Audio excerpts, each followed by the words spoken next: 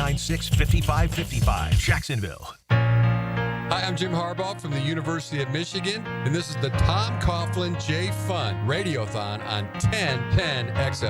Call 904-207-7070 now. Attention. Attention. They are not ready for prime time. Prime time. Prime time. Prime time. That's the name. Prime time. Prime time. What time is it? Showtime prime time. It's XL Prime Time, featuring Joe C. I reduced my toilet paper down to 3 squares. Matt Hayes. Big asses and big thighs, yeah. And Leon Searcy. Bringing you love, peace, and soul. How you like me now? How you like me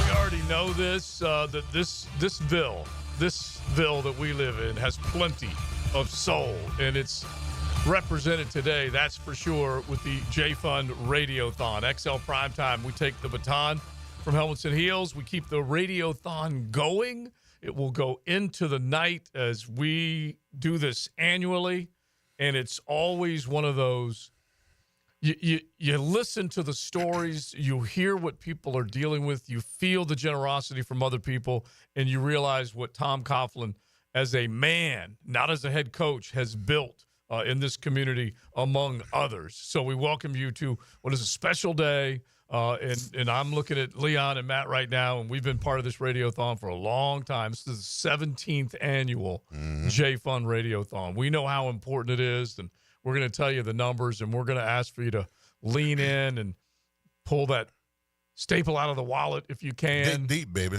Dig deep. And give what you Absolutely. can. Now, we're going to throw out some opportunities for them to have fun with us, but let's just start with the message itself from both of you guys.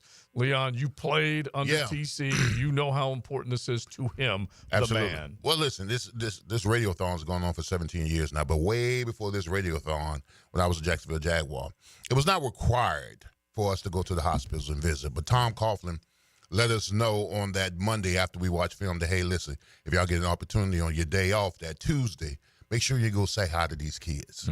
And I did it often. And I enjoyed every minute of it because they're going through so much, and it's heartbreaking. They go through so much, and they lose their hair. They got stuff in their arms and all that kind of stuff. And you walk in there, man, and the first thing you do is you break down. You break down, bro, because you think about how fortunate you are that your child is not in there. That's the first thing I think about. I'm grateful. You know, I feel sorry for those kids in there, but I feel grateful that my kids are in there right now. So I made an effort every time that I had the opportunity to do on my day off on Tuesday that I go down there. And you know what?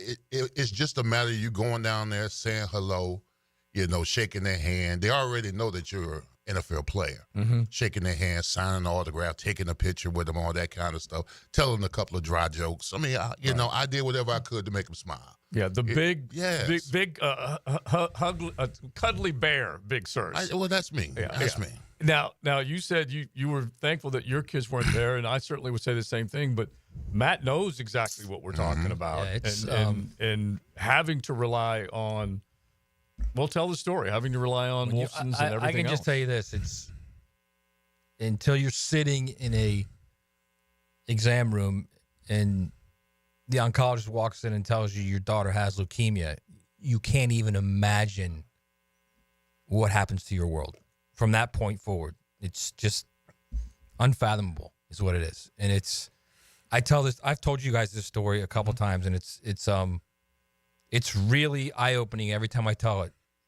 I can remember going into clinic over at Nemours because we had to take our daughter Megan. We took her every week to go get chemo drips. And I can remember going in there one time, and they had all the kids who were in clinic do self-portraits. So you walk down this hallway, and along the wall there must have been 60 self-portraits, okay? Oh, yeah. And I'm walking down there holding my daughter Megan's hand. I'm thinking to myself, how many of these are still going to be around in a year or 2 years or 3 years? It's the enormity of what the disease is and how it impacts not only the child with the disease, but the family, the siblings, the friends, the grandmas, the grandpas. It's unfathomable. It's the pain and anguish. It wrecks your world. It absolutely wrecks your world. And that's why, and I can tell you this too, this is literally, it was probably a week and a half after my daughter Megan was diagnosed. Mm-hmm. I got a note from Tom Coughlin saying, come see me. And I was kind of covering the Jags then for the Times Union with Prisco. Right. So I went over to the temporary building they had. It was 94. Yeah. And he sat down, and I sat down and he said, listen, whatever you need, you let me know. Mm-hmm. Whatever you need, whatever I can do for you, let me know. And this is long before the J Fund. Right. So that's the Like kind Leon of man said, you're dealing with. Yeah, and I'll just start this off is with our show is that Tom Coughlin did not make it as a finalist for the Hall of Fame. And that pisses me off. It really does. He's deserving of it. Mm-hmm. I don't know what it is, but he is a Hall of Famer when it comes to this. When it comes to what he does annually in this community, in Boston, in New York, where he has basically laid his football foundation down. So let's just set this up for you all, if you can, in XL Primetime's time slot, 2 to 4. I always like to have fun with this, with an opportunity to go out and have fun, but raise dollars at the same time. Golf Club of Southampton is our Wednesday sponsor, so I try and put together some foursomes where we can go out and have fun. Leon's got always a fun opportunity to come out and watch championship football with him on Sunday for the AFC and NFC championship game. So we're going to offer both of those to you. Now, we're 2 hours, so we're a little more compressed, and so we want to try and get busy and get you guys to pick up the phone. And this is prime timers, okay? This is what primetime people do, stepping up in the biggest of moments and help as much as you possibly can. As a matter of fact, someone has already stepped up, okay, and has donated $1,010, and it's Shafali Ashi, and we just want to say thank you. I mean, you hear the round of applause, and we will continue to applaud anybody who can give anything. But this will